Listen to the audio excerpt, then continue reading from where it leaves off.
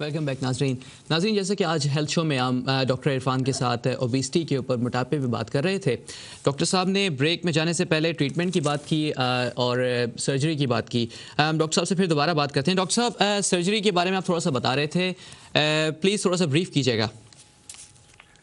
तला सर्जरी का जिस तरह मैंने पहले बताया कि सर्जरी तो उन लोगों में उसकी रिक्वायरमेंट होती है जिनका मोटापा एक खास लिमिट से ज्यादा हो जाता है और उसके बाद वो डाइट से या एक्सरसाइज से कंट्रोल नहीं कर सकते। तो इन लोगों को मोटापे से रिलेटेड जो बाकी बीमारियां होती हैं उसकी वजह से सर्जरी की जरूरत पड़ती है। ठीक। तो सर्जरी एक ऐसी चीज है जो कि लाइटली नहीं हम लेते, क्योंकि ये एक मेजर अंडरटेकिंग है, मेजर प्रोसीजर है।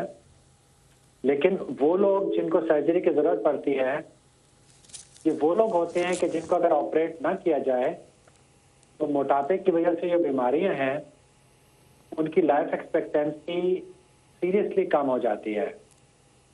और लाइफ एक्सपेक्टेंसी कम होने की वजह जो है वो दिल के दौरा है और मोटापे से रिलेटेड बाकी बीमारियां जिसमें डायबिटीज है। तो हम इन तमाम लोगों को वर्कअप करते हैं। वर्कअप में देखना होता है कि उनकी एनेस्थीसिया के लिए फिटनेस कैसी है, क्या वो साइकोलॉजिकली इस काबिल हैं कि वो बाद में वेट रिडक्शन को मेंटेन कर सकेंगे। डाइटिशियन के साथ उनके इंटरव्यूज होते हैं और फिर उनकी सर्जरी प्लान की जाती है। ठीक है। 2 किस्म की सर्जरी हैं जो हम ऑफर करते हैं। सर्जरी तो बहुत किस्म की है मोटापे की, लेकिन 2 किस्म की सर्जरीज हैं जो कि रिकमेंड की जाती हैं NHS में। एक को गैस्ट्रिक बैंडिंग कहते हैं, जिसमें एक रबड़ का बैंड होता है जिसको स्टमक के ऊपर वाले हिस्से में लगा दिया जाता है। जी जी। उसका मकसद स्टमक को के साइज को छोटा करना होता है। तो जिसमें पहले मैंने जिक्र किया कि साइज को छोटे करने का मकसद ये होता है कि जो ही वो हिस्सा भरे स्टमक का, मैदा दिमाग को पैगाम देता है कि हाँ अब और खाने की जरूरत नहीं है। गैस्ट्रिक बैंडिंग जो है वो लेप्रोस्कोपिकली या की होल के थ्रू की जाती है। ठीक है। उसमें मरीज सुबह आता है, उसको गैस्ट्रिक बैंड लगाया जाता है और उसके बाद अगले दिन वो घर चला जाता है। गैस्ट्रिक बैंड का साइज जो है वो एडजस्ट हो सकता है। ठीक है। तो उसके लिए मरीज को रेगुलर विजिट्स की जरूरत पड़ती है, जिसमें साइज को बड़ा या छोटा करते हैं कि अगर वजन बहुत तेजी से गिर रहा है तो साइज को थोड़ा सा बड़ा कर देते हैं ताकि वजन का ड्रॉप बहुत तेजी से ना हो। तो उस बैंड के साइज से वजन के गिरने की स्पीड को कंट्रोल किया जा सकता है या मॉनिटर किया जा सकता है। सही। अच्छा, अब गैस्ट्रिक बैंड जो है वो सब लोगों के लिए सुटेबल नहीं होता, क्योंकि गैस्ट्रिक बैंड का फॉर्मूला ये है कि वो एक्सेस वेट जो है मरीज में उसका आधा लूज करता है। मैं इसकी मिसाल इसमें देता हूँ कि किसी मरीज का आइडियल वजन 70 किलोग्राम है, जी जी, उसका वजन 120 किलोग्राम हो गया। इसका मतलब है कि उसमें 50 किलोग्राम वजन ज्यादा है। तो गैस्ट्रिक बैंड उसको कम करके 90 तक ले आएगा, लेकिन उससे नीचे वो नहीं ला सकेगा। अच्छा। लेकिन उस रेंज में फिर डाइट के साथ और एक्सरसाइज का वजन मजीद कम किया जा सकता है। तो दूसरी किस्म लोगों की वो होती है जो कि जिनका वजन बहुत ही ज्यादा हो जाता है, गैस्ट्रिक बैंड से भी वो कंट्रोल नहीं हो सकता। ठीक। उसमें फिर हम बाईपास करते हैं। बाईपास जो है वो भी की होल के जरिए, लेप्रोस्कोपी के जरिए होता है, लेकिन वो ज्यादा मेजर ऑपरेशन है। अच्छा। उसमें हम मरीज को 2 से 3 दिन अस्पताल में रखते हैं ताकि जितने भी हमने इंटेस्टाइन के जॉइंट्स बनाए हैं वो हील हो जाएं, और मजीद मरीज को पहले लिक्विड गज़ा देते हैं और फिर आहिस्ता आहिस्ता सॉलिड गज़ा की तरफ लेके जाते हैं। ठीक है। गैस्ट्रिक बाईपास से वजन ज्यादा तेजी से ड्रॉप होता है और वो वेट लॉस जो है वो ज्यादा परमानेंट होता है as compared to gastric banding. ठीक है। लेकिन ये दोनों चीजें जो है वो मरीज को इंडिविजुअल सर्कमस्टांसेस पे डिपेंड करती हैं, मरीज के मोटिवेशन पे डिपेंड करती हैं, मरीज की मेडिकल कंडीशन पे डिपेंड करती हैं और जनरल हेल्थ पे डिपेंड करती हैं। ठीक है। तो ये इसके लिए मरीज को एक वेट लॉस क्लिनिक अटेंड करना पड़ता है, जहाँ पे ये तमाम चीजें एसेस की जाती हैं और देखा जाता है कि कौन सा इलाज मरीज के लिए ज्यादा बेहतर है। ठीक है। डॉक्टर साहब, ये जो सर्जरी होती है इसके बाद इसकी कोई कॉम्प्लिकेशंस भी हो जाती हैं, खुदा न खास्ता? सलाह सर्जरी तो एक मेजर अंडरटेकिंग है, और जिसका मैंने पहले कहा कि ये एक मेजर सर्जरी है। तो इसमें सर्जरी की जो कॉम्प्लिकेशंस हैं वो ड्यूरिंग ऑपरेशन भी हो सकती हैं, जी जी जिसका तकरीबन 1 से 2% रिस्क है। ड्यूरिंग सर्जरी जो कॉम्प्लिकेशंस होती हैं उनको सर्जन को वहीं टेबल पे डील करना चाहिए। हर 300 में से एक मरीज की डेथ भी रिपोर्टेड है। अच्छा यानी अगर हम 300 ऑपरेशन करेंगे तो उसमें एक आधा मरीज की डेथ होने का भी खतरा होता है। कम रिस्क है लेकिन रिस्क जरूर है, और हम मरीज को बताते भी हैं कि ये रिस्क है। उसके बाद कॉम्प्लिकेशन सर्जरी के फौरन बाद हो सकती हैं, जिसमें ज्यादातर कॉम्प्लिकेशंस जो हैं वो एनेस्थीसिया की कॉम्प्लिकेशंस होती हैं। तो ऑन द होल तकरीबन 5% रिस्क होता है कि कोई ना कोई छोटी मोटी कॉम्प्लिकेशन हो जाएगी, और तकरीबन 0.5% रिस्क होता है किसी मेजर कॉम्प्लिकेशन होने का। अच्छा, अब आप देखें कि अगर सर्जरी के साथ हम एक अननेचुरल चीज क्रिएट कर रहे हैं, यानी हम स्टमक को बाईपास कर रहे हैं, साइज को छोटा कर रहे हैं, तो कई ग़िज़ाई सप्लीमेंट्स होते हैं जो एब्जॉर्ब ठीक तरह से नहीं होते। तो कई इलेक्ट्रोलाइट्स की या मिनरल्स की कमी हो जाती है ऑपरेशन के बाद। ठीक है। जिसमें विटामिन B12 है, फोलेट है और आयरन है। इन तीनों चीज़ों की कमी हो जाती है, तो वो चीज़ें हमें आर्टिफिशियली मरीज को देनी पड़ती हैं। ठीक है। तो सर्जरी के अपने रिस्क हैं, लेकिन उसके बेनिफिट्स जो हैं वो उस रिस्क से ज़्यादा हैं। ठीक है डॉक्टर साहब, एक कॉल है, सॉरी मैं आपको इंटरप्ट करूंगा, एक कॉल है, कॉल ले लेते हैं। अस्सलाम वालेकुम। जी वालेकुम सलाम, अब्दुल रहमान बात कर रहा हूँ इटली से। जी अब्दुल भाई पूछिए। मैं पूछना चाह रहा हूँ कि मेरी उम्र 60 साल है। जी जी क्या, और मेरा वजन 120 किलोग्राम है। जी जी तो मैं ऑपरेशन करा सकता हूँ, और कौन सा मेजर होगा या माइनर होगा, ये पता करना चाह रहा डॉक्टर साहब से। अच्छा अब्दुल रहमान साहब, आपकी हाइट कितनी है? 5 फुट 7.5 इंच। जी जी 5 फुट 7.5 इंच आपकी हाइट 5 है। Foot 7.5 inch. ठीक है। आपको कोई ब्लड प्रेशर या डायबिटीज की शिकायत है साथ हाँ, में? डायबिटीज और ब्लड प्रेशर तो है मुझे। अच्छा, तो आपको तो है, आपका तो बिल्कुल एक आइडियल केस है कि आपको जो ब्लड प्रेशर और डायबिटीज है वो वजन की वजह से है। जी जी। तो आपकी उम्र 60 साल है, जो कि बिल्कुल अप्रोप्रिएट है। आपको जरूर जो है वो डॉक्टर को दिखाना चाहिए। आपका वजन जो है वो काफी ज्यादा है इस वक्त, और मेरा नहीं ख्याल कि आप जितनी भी कोशिश करेंगे आपके लिए मुमकिन नहीं होगा वजन कम करना। तो इटली में जो है बहुत सारे सर्जन हैं जिनको मैं जानता हूं, जो बहुत अच्छे सर्जन हैं, जो ये तमाम ऑपरेशन की फैसिलिटीज जो है वो प्रोवाइड करते हैं। उम्र का जो है वो किसी किस्म का प्रॉब्लम नहीं है। आपकी उम्र ज्यादा नहीं है इस ऑपरेशन के लिए। आपको जरूर ऑपरेशन कराना चाहिए। आप जाके उन सर्जन से मिलें जो कि ये ऑपरेशन करते हैं, और आपको आप चीज जो सबसे बड़ी चीज देखेंगे कि ऑपरेशन के बाद आपकी डायबिटीज जो है वो ठीक हो जाएगी, और आपका जो ब्लड प्रेशर है वो कंट्रोल हो जाएगा। ऑपरेशन का खर्चा क्या आएगा? तो जो दूसरी बीमारियां हैं आपकी, वो इस ऑपरेशन के बाद उनको भी साथ ही ठीक हो जाना चाहिए। ठीक है। तो ऑपरेशन में आपको बिल्कुल रिकमेंड करूंगा। सिर्फ यह है कि आप ये जरूर देख लें कि जो भी सर्जन आपका ऑपरेशन कर रहा है वो एक्सपीरियंस सर्जन है और उसके पास तजुर्बा है इस ऑपरेशन को करने का, क्योंकि ये मेजर ऑपरेशन है। ठीक है।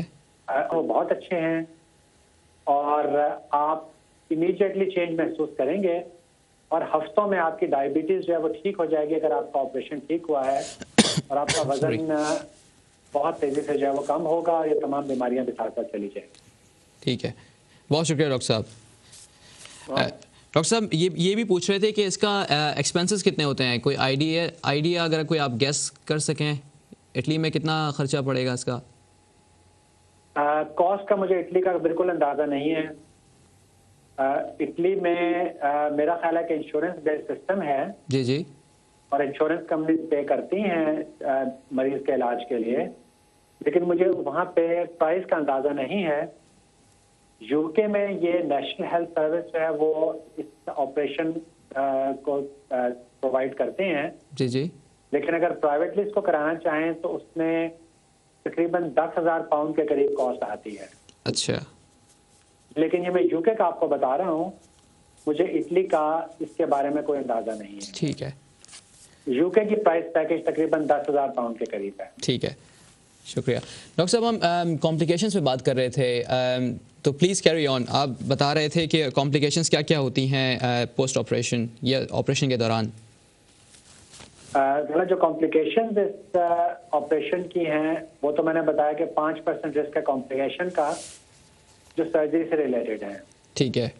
उसके बाद जो कॉम्प्लिकेशन होती हैं वो वेट लॉस की वजह से होती हैं। उसको हम कॉम्प्लिकेशन तो नहीं कहेंगे, लेकिन असरात होते हैं वेट लॉस की वजह से। ठीक। सबसे पहले तो जो मिलने वाले होते हैं, जानने वाले होते हैं, वो मरीज को कहते हैं कि भाई तुम बहुत कमजोर लग रहे हो, जी जी। तुम्हें कोई बीमारी तो नहीं होगी जिस वक्त वजन कम हो रहा होता है। क्योंकि वो एकदम से वजन कम होता है तो वो स्किन जो है वो लूज होना शुरू हो जाती है। सही। खास तौर पे जो ऊपर वाले बाजुओं की स्किन है ये लूज हो जाती है, कई दफा पेट की स्किन बहुत लूज हो जाती है। लेकिन एक्सरसाइज से जो है वो स्किन की टोन वापस आ जाती है। जिस तरह ये अब्दुल रहमान साहब थे जो इटली से बात कर रहे थे, उन्होंने 60 साल अपनी उम्र बताई। जी जी। इस एज तक स्किन लूज होने का प्रॉब्लम ज्यादा नहीं होता, लेकिन कई केसेस में दोबारा प्लास्टिक सर्जरी करनी पड़ती है उस स्किन को ठीक करने के लिए। अच्छा। क्योंकि वो स्किन बहुत ज्यादा फ्लैबी हो जाती है। लेकिन ये डिपेंड करता है कि कितना वेट लूज किया और जो फैट था वो जिस्म के किन किन हिस्सों में था। और लॉन्ग टर्म में गज़ाई सप्लीमेंट्स की जरूरत पड़ती है, और अगर सप्लीमेंट्स लिए जाएं तो फिर किसी किस्म की प्रॉब्लम नहीं होती। सही। तो ऑन दी होल हम जब भी कोई ऑपरेशन करते हैं, मेजर ऑपरेशन करते हैं, तो रिस्क और बेनिफिट्स को देखा जाता है कि किसी ऑपरेशन में रिस्क क्या है और उसके लॉन्ग टर्म बेनिफिट्स क्या हैं। हालांकि ये ऑपरेशन मेजर है, लेकिन इसके लॉन्ग टर्म बेनिफिट्स जो हैं, मतलब दे आउटवे एनी रिस्क। ठीक। इसमें ये कैलकुलेट किया जाता है कि अगर नॉर्मल लाइफ एक्सपेक्टेंसी 80 या 90 साल तक है, जी जी। जो लोग ओवरवेट हैं उनकी 10 से 20 साल तक लाइफ एक्सपेक्टेंसी कम हो जाती है। ठीक है। वो इस तरह कम होती है कि कोई अगर डायबिटिक है या हाइपरटेंशन है, उसको एकदम से दिल का दौरा पड़ा और उससे डेथ हो गई, तो लाइफ एक्सपेक्टेंसी तो कम हो गई बहुत ज्यादा। जब ये ऑपरेशन करा लिया जाता है तो वो रिस्क बहुत कम हो जाता है। सही। और लेकिन एक जो जनरल वेलबींग होती है, मेरा ख्याल है उसकी तो कोई कीमत नहीं होती। कि जब आप खुद बेहतर महसूस करें, खुद आप महसूस करें कि आप फिट हैं, आप चल फिर ज्यादा सकते हैं, भाग दौड़ ज्यादा सकते हैं, सांस नहीं फूलता, रात को नींद अच्छी आती है, तो वो उस वेलबींग की कीमत जो है वो तो कोई नहीं होती। बिल्कुल। डॉक्टर साहब, कोई ख़ास परहेज़ मरीज़ को करना पड़ता है इन दोनों ऑपरेशंस के बाद? नहीं, परहेज तो नहीं करना पड़ता। हम उनको नॉर्मल डाइट है जो वो एडवाइस करते हैं। उनका खाने की जो क्वांटिटी होती है वो बहुत कम हो जाती है, क्योंकि वो लोग फिर उनको रेगुलर मील्स देने पड़ते हैं, छोटे meals through out the day. ठीक है। क्योंकि एक तो वो ज़्यादा नहीं खा रहे, लेकिन ये भी जरूर देखना है कि उनको तमाम गज़ाई ज़रूरियात जो हैं वो पहुँच रही हैं, क्योंकि वो बैलेंस रखना बहुत ज़रूरी होता है। तो डॉक्टर्स जो हैं वो रिकमेंड करते हैं कि रेगुलर चेकअप जो है वो कराया जाए वेट लॉस क्लिनिक से, कि जितने भी मिनरल्स हैं या इलेक्ट्रोलाइट्स हैं वो तो कम नहीं हो रहे हैं। ठीक है। तो ये बहुत इंपॉर्टेंट है कि ये ऑपरेशन ऐसी सर्विसेज से कराया जाए जो कि इन मरीजों को रेगुलरली देखती हैं। सही। क्योंकि सिर्फ ऑपरेशन कर देना ट्रीटमेंट नहीं है। अगर बाद में ऑपरेशन की वजह से डाइट इम्बैलेंस की कॉम्प्लिकेशंस हो जाए तो वो ठीक नहीं है। तो ऑपरेशन तो उसी तरह सक्सेसफुल होता है कि जब उसका फॉलोअप जो है वो लॉन्ग टर्म हो। ठीक। और ये जरूरी भी नहीं है कि मरीज जोग्राफिकली उसी जगह पे है जहाँ पे उसका ऑपरेशन हुआ है। जी जी। जिस तरह मरीज बहुत सारे हैं जो बाहर से आके यूके में ऑपरेशन कराते हैं, लेकिन हम लोग उनको वीडियो लिंक के थ्रू फॉलो अप कर लेते हैं। ठीक है। तो यूरोप से लोग आते हैं ऑपरेशन कराने के लिए, मिडिल ईस्ट से लोग आते हैं ऑपरेशन कराने के लिए, तो वो ऑपरेशन करा के चले जाते हैं, लेकिन एक बहुत अहम चीज़ है फॉलो अप करना। ठीक है। और फॉलो अप टेली क्लिनिक जो है वो एक बहुत, आजकल तो दुनिया बहुत छोटी हो गई है, बिल्कुल। ये ग्लोबल विलेज बन गया है। आप और मैं भी दूसरे शहरों में बैठ के बात कर रहे जी जी हैं, बिल्कुल। इसी तरह आप मरीज से दुनिया में कहीं पे भी बात कर सकते हैं और मरीज को एडवाइस दे सकते हैं, मरीज को मशवरा दे सकते हैं, न सिर्फ ओबेसिटी का बल्कि बाकी किसी भी चीज़ में मशवरा दे सकते हैं। बिल्कुल। तो वहाँ पे टेलीलिंक्स जो है वो बहुत काम आए। अभी पिछले 1-2 सालों में ये चीज़ें डेवलप होना शुरू हुई हैं और टेलीलिंक की अफादियत जो है वो लोगों को पता चलना शुरू हुई है। तो पहले लोग बहुत सफ़र किया करते थे डॉक्टर को दिखाने के लिए, मिलने के लिए फेस टू फेस। तो अब डायबिटीज में, ओबेसिटी में सर्विसेज जो हैं वो बहुत वेल एस्टेब्लिश्ड हैं और बहुत सारी सर्विसेज ये टेलीलिंक इस्तेमाल कर रही हैं मरीजों को फॉलो अप करने के लिए। सॉरी डॉक्टर साहब, हमारे मुल्कों के अंदर भी इसकी सर्जरी शुरू हो चुकी है, दोनों टाइप की सर्जरी? सलाह अभी तक इसमें नहीं शुरू हुई सर्जरी, बल्कि हमारे मुल्कों में ये तो एक बड़ी प्रॉब्लम है, क्योंकि पहले ज़माने में मोटापा सिर्फ बादशाहों में या उमरा में हुआ करता था, जिनको खाने के लिए बहुत ज़्यादा मिला करता था। बिल्कुल। तो अब जो है वो खुशहाली आई है मुल्क में थोड़ी सी, तो मिडिल क्लास लोगों के रिफाइंड फूड जिसे हम कहते हैं, जो गलत किस्म का फूड है, वो आसानी अवेलेबल है। तो इसलिए पहले मोटापा अपर क्लास लोगों की प्रॉब्लम होती थी, अब मिडिल क्लास लोगों की प्रॉब्लम हो गई है। और मोटापा, जब मैं पाकिस्तान जाता हूं तो मुझे नजर आता है कि बहुत ज्यादा लोग को मोटापे की शिकायत है, लेकिन अनफॉर्चुनेटली अभी तक पाकिस्तान में इसका सर्जिकल इलाज मौजूद नहीं है। एक्सरसाइज के लिए वहाँ पे क्लिनिक्स हैं, वहाँ पे स्लिमिंग क्लिनिक्स मौजूद हैं, लेकिन वो सिर्फ उन लोगों को हेल्प कर सकते हैं जो ओवरवेट हैं। जो लोग ओबीस हैं या मॉर्बिडली ओबीस हैं, जी जी, उनकी सर्जरी अभी तक अवेलेबल नहीं है। मैं पाकिस्तान के लिए बहुत सारे कोर्सेज रन करता हूँ सर्जरी के हवाले से। जी जी, लेकिन ये जिस तरह मैंने पहले कहा कि सिर्फ सर्जरी ही नहीं है कि जिससे आप कह सकते हैं कि ये चीज़ कामयाब हो गई। ये तो पूरा प्रोग्राम है जिसमें बहुत सारे लोग इन्वॉल्व हैं, जिसमें डाइटिशियंस हैं, साइकोलॉजिस्ट हैं, फिजिशियंस हैं, सर्जन्स हैं।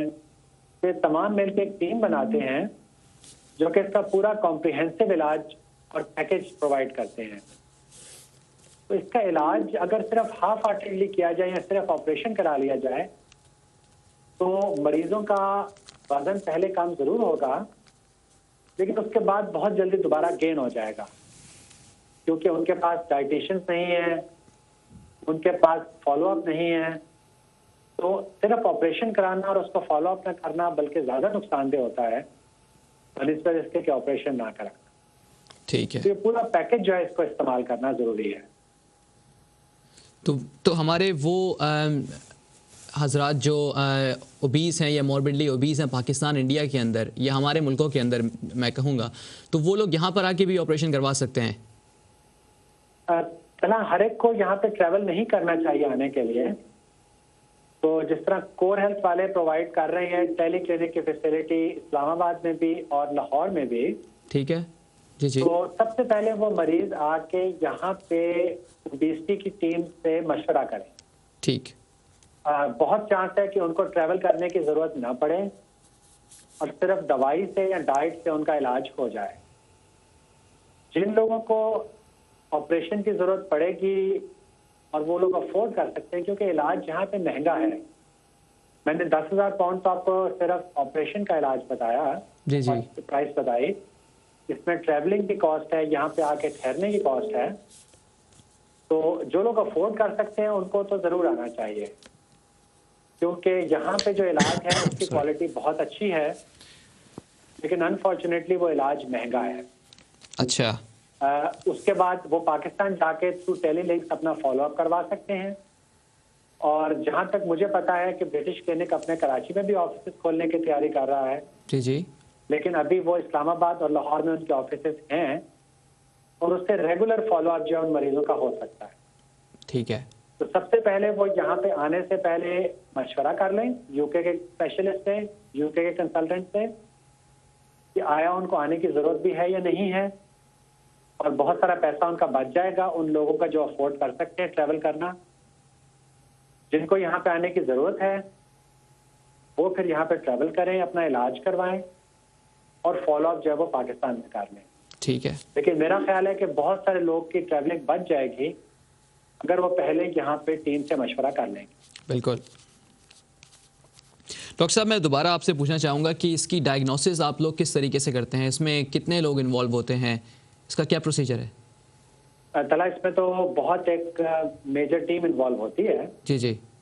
तो जिस तरह ओवरसीज मरीजों के लिए सिस्टम थोड़ा सा डिफरेंट है, तो मैं ओवरसीज मरीजों के हवाले से बताता हूँ कि सबसे पहले वो टेलीक्लिनिक अपॉइंटमेंट बुक करते हैं। ठीक है। और सबसे पहले उनकी टेलीक्लिनिक अपॉइंटमेंट एक डाइटिशियन से होती है। ठीक है। डाइटिशियन ये असेस करती है या करता है कि इस मरीज को सिर्फ डाइटरी एडवाइस की जरूरत है। ठीक है। वो कंप्लीट हिस्ट्री से ये भी देखते हैं डाइटिशियन कि इस मरीज को आया कोई ऐसी बीमारियां तो नहीं हो रही जिसका डायरेक्टली मोटापे से ताल्लुक है। ठीक है। और उस मरीज का बीएमआई उस वक्त क्या है। ठीक है। वो उसके बाद उनको डाइट चार्ट देते हैं ये देखने के लिए कि मरीज के खाने की हैबिट्स, खाने का पैटर्न क्या है। ठीक है। जब एक दफा मरीज के खाने का पैटर्न एस्टेब्लिश हो जाता है तो फिर उसको रेफर किया जाता है साइकोलॉजिस्ट के पास। और साइकोलॉजिस्ट के पास रेफर करने की ये वजह नहीं होती कि मरीज को कोई साइकोलॉजिकल प्रॉब्लम है, सिर्फ ये देखना होता है कि मरीज में कितनी मोटिवेशन है कि बाद में उसको जो एहतियात बताई जाएगी और तमाम परहेज बताई जाएगी उसको फॉलो कर सके। और ये मोस्टली इन मरीजों को बैकग्राउंड डिप्रेशन भी होता है, तो उसको साथ साथ जो है वो ट्रीट कर लिया जाता है। अगर डाइटरी एडवाइस से या दवाई से वजन कम ना हो रहा हो और मरीज को साथ साथ मोटापे की और भी बीमारियां हो तो फिर सर्जरी जो है वो ऑफर की जाती है। ठीक है। और फिर सर्जरी की प्रिपरेशन शुरू हो जाती है जिसमें चंद हफ्ते लगते हैं। ठीक है। ओके जनाब, बहुत शुक्रिया डॉक्टर साहब आपका हमारे साथ प्रोग्राम में आने का। इंशाल्लाह हम नेक्स्ट प्रोग्राम के अंदर भी आपको तकलीफ़ देंगे। डॉक्टर साहब, नेक्स्ट प्रोग्राम जो है होपफुली हम डायबिटीज़ पे करेंगे। हमारे साथ इंशाल्लाह कोई एक्सपर्ट मौजूद होंगे जो डायबिटीज़ के बारे में हमारे नाज़रीन के सवालों के जवाब देंगे। डॉक्टर साहब बहुत बहुत शुक्रिया आपका। ख़वातीन हज़रात, आपको भी बहुत बहुत शुक्रिया हमारे साथ प्रोग्राम में रहने का। नंबर स्क्रीन पे मौजूद है और आप चाहें तो हमें फेसबुक पे भी कनेक्ट कर सकते हैं और अपने व्यूज़ छोड़िए वहाँ पर। बहुत बहुत शुक्रिया। मिलते हैं इंशाल्लाह नेक्स्ट वीक। अल्लाह हाफ़िज़।